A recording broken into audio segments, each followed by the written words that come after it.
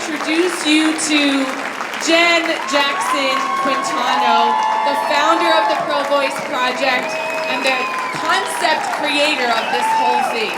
Jen, come on out.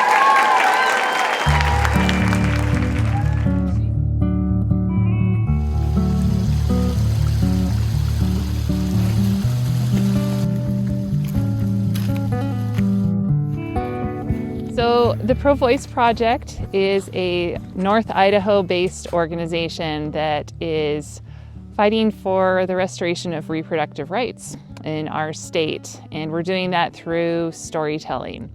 Among the projects that we take on, one of them is a stage performance, an abortion story stage performance, where we take stories from Idahoans from all around the state and we have them performed. Earlier this year, I was forced to give birth. Because of Idaho's abortion laws, I was forced to continue carrying a baby in my womb for more than 3 weeks after I had learned that she was dead. It's regularly professed that they are protecting life, but they did not protect mine. Instead, I was forced to risk my life hemorrhaging at home for 3 weeks with my beloved deceased Sylvia still in my womb. That's part of the abortion story stage productions, is sharing all the myriad reasons why abortion care is necessary. We've done that so far in Sandpoint, Moscow, and Boise, and we've had hundreds of people turn out for these events. They've been really moving. We've had scores of people share their stories for these events.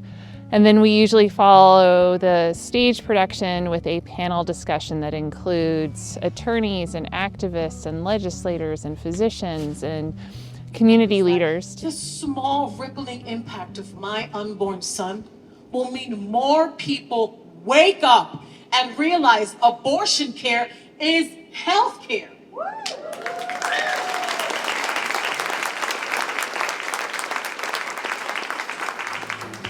And that each story and each situation is unique. Do feel good, it's alright. I come to this as a concerned citizen. I come to this as a concerned mother. I come to this as a angry and disappointed woman living in this country and living in Idaho specifically. In the business that I share with my husband, we have an arborist business, meaning that we remove trees for clients, we trim trees, do some forest thinning, we work with chainsaws, we work with heavy equipment, we move logs around. That's what I was doing when Dobbs happened, and I just had this sense that I needed to do something that had an impact.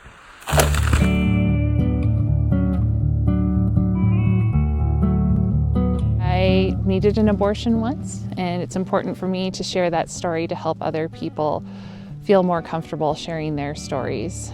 When I was in my mid-20s, I was in a relationship with a much older man, an emotionally abusive relationship. It wasn't a good place for me, and I got pregnant. I know it's alright to see.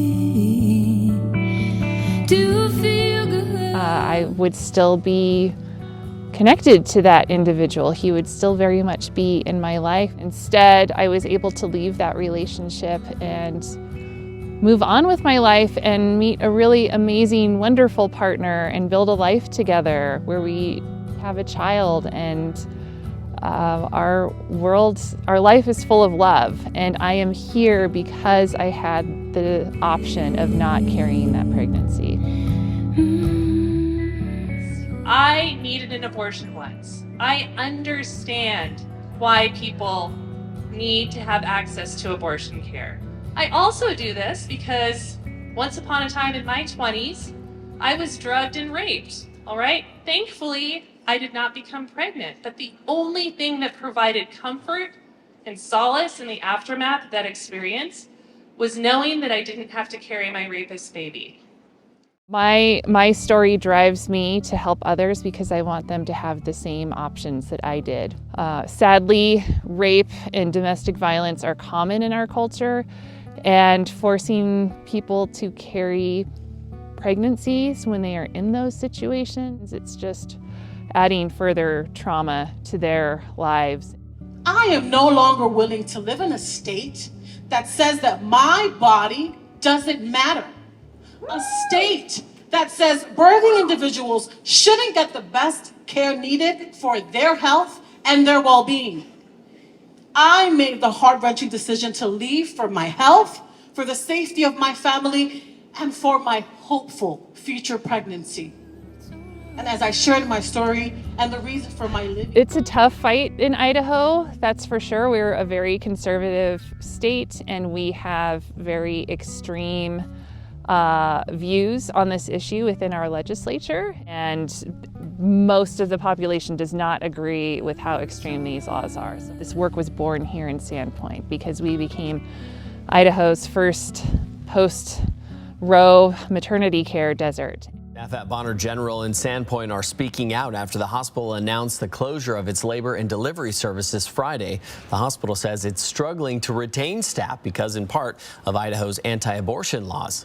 First on 4 News Now, Bronte Sorotsky spoke with staff about the closure and their next Last steps. fall, in the wake of the Dobbs decision, when Roe was reversed, then 6 weeks later, our local hospital, the only hospital in the 2 northern counties in Idaho, announced the closure of labor and delivery services. That impacts thousands of people here.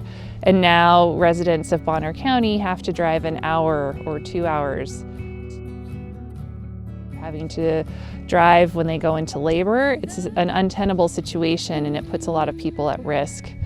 So we lost our 4 OBGYNs here last spring. And a big part of why they left was it was not tenable for them to work in a state that has such extreme laws. Dr. Good says he worries doctors could go to jail for providing life-saving care, but says he'll continue caring for his patients no matter what. Unless the patient's life is at risk, they're not allowed to preserve the health of their patients, and that is not a workable situation for most physicians. So they've all left for other states, and now that means not just pregnant women are impacted, but women across the spectrum of ages are impacted. We have no gynecological care here. I want to fight to create an Idaho in which we can have women's health care available to us here. That seems so basic, but we have to fight for that. We need to look at abortion as reproductive health care. The fear, it's time to let it go. The music says The laces are so frozen. Ugh. I got this. How deep is this creek? So I, with this endeavor, am trying to plant the seed in communities around the state for an upwelling of support for restoration of reproductive rights. We're just starting to talk about it right now, but that movement is only going to grow. the time has come, my dear. All right. Oh, it's not too bad. People are afraid to talk about abortion. They're afraid to talk about female anatomy and reproductive health care. And the things that we're not talking about, we're not fighting for. And from there, as more people take this on and start talking about this, we'll see that we're not alone in our needs and our support for reproductive rights, and we will hopefully feel more comfortable fighting for those things. Now it's time to run to the car. Oh, it's alright to sing, to feel good, it's alright. I know it's alright to be. Story is such an expansive container. It can hold multitudes. It can really tell the experience of a large swath of humanity, and that felt like the tool for this.